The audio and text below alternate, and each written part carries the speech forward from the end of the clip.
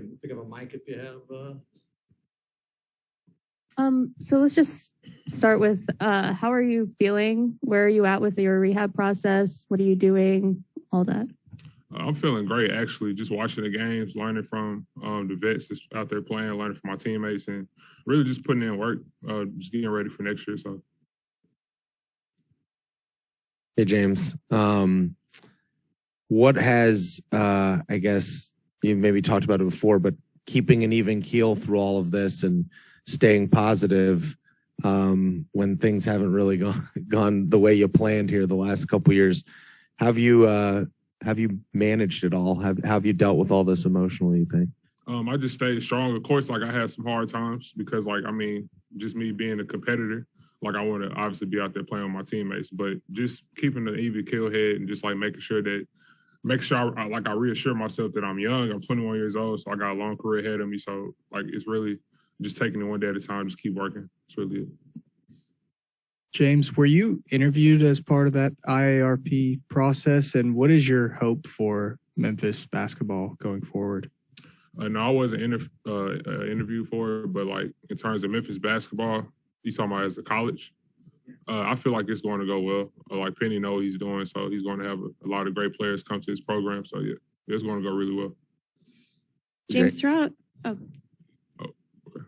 What was your I know you keep it even keel, but what was your reaction when you found out you guys would be playing Memphis and you would be going home? Did that kind of challenge your even keelness? It felt good. I mean, it's always good to be home. It's always good to just feel that energy and feel the atmosphere while being home. It kind of ticked me off a little bit because I wanted to play, against Memphis and stuff like this, since I was in my hometown. But I mean, it is what it is. It's life, so it's gonna happen. So it is what it is. Throughout this whole process, how much has Bob Myers kind of been in your corner and giving you advice, and what specifically has he said to you that's really stood out?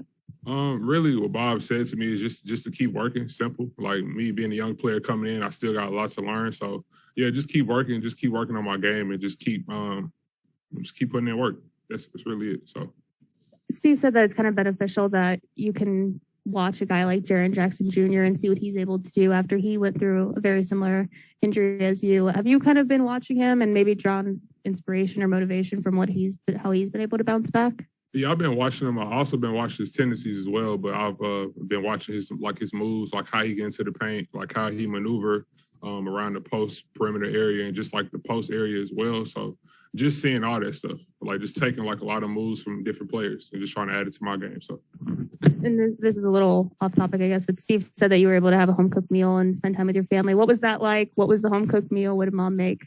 It was great. She made some spaghetti, so that's the normal home cooked meal for everybody. But yeah, it was good. It was really delicious, and I had a great time in Memphis while I was down there. So yeah.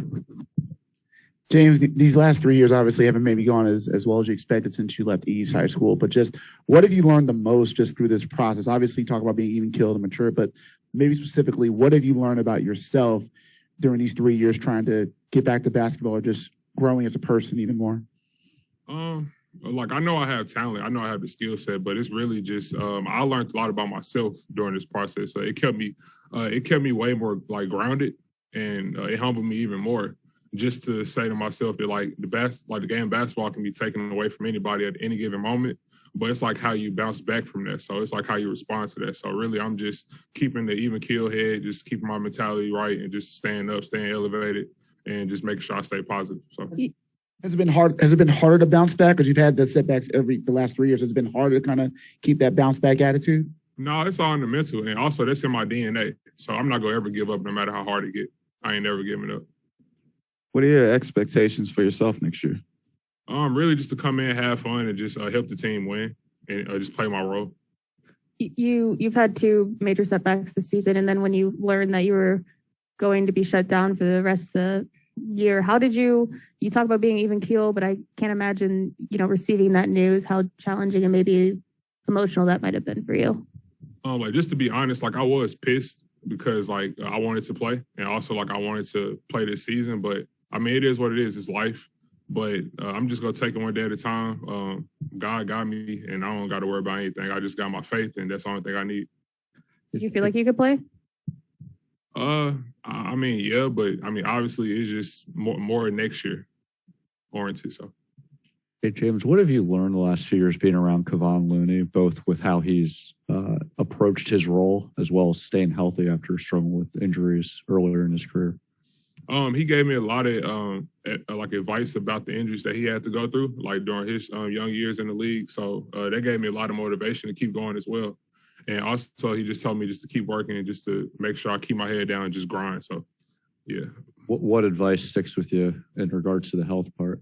That like it's going to happen because it's like it's part of basketball. Like you go get injured, you go through stuff, you go go through adversity, but you just got to persevere through it.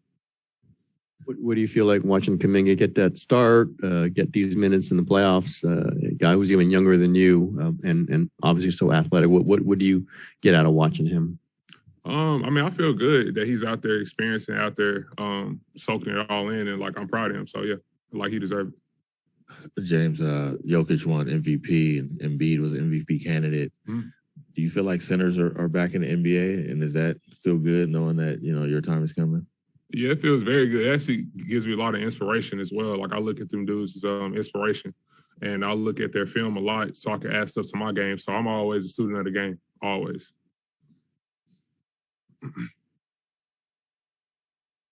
Do you who have you leaned on during all this? It sounds like you're talking to someone to get kind of perspective on everything that's going on around you. Is it still your mom and your sister? Is Penny, do you still talk to Penny a lot, or are the other people you've really leaned on to help you get through all this? Yeah, I talk to everybody in my corner, but the main person I talked to was Shaun Livingston, because like he was young coming to the league, and like he just taught me a lot of stuff for like how to deal with adversity, because he'd been through it, and like how to deal with that and just keep persevering. Like being young in the leagues, trying to figure everything out. So he just taught me a lot about that stuff. And also, life is about perspective, anyways. So it just matters about like how you perceive it. It seems kind of, I don't know, lucky is probably the wrong word because he was with this organization for a long time as a player, but very coincidental that a guy who, really had to overcome have you thought about how kind of coincidental that is that you ended up at a place where you can have a guy who can be a resource like that? Yeah. Man, this is a small world. So just like having that dude in my corner, that's very great for me, especially me being young. So.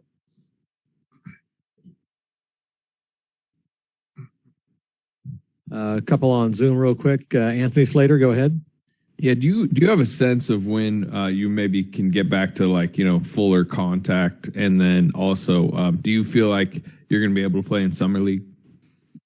Yeah, it all depends on what Rick say about my progression, but I feel like I'm progressing well. I feel like I'm getting better each day. So yeah, it all depends. Do you know about? I mean, summer league at least in the plans if it progresses well at this point. Yeah, Anthony, if it progresses well, then of course, but it's just still up in the air. It just depends on the training staff. Gotcha. Yeah. Kareth Burke, go ahead.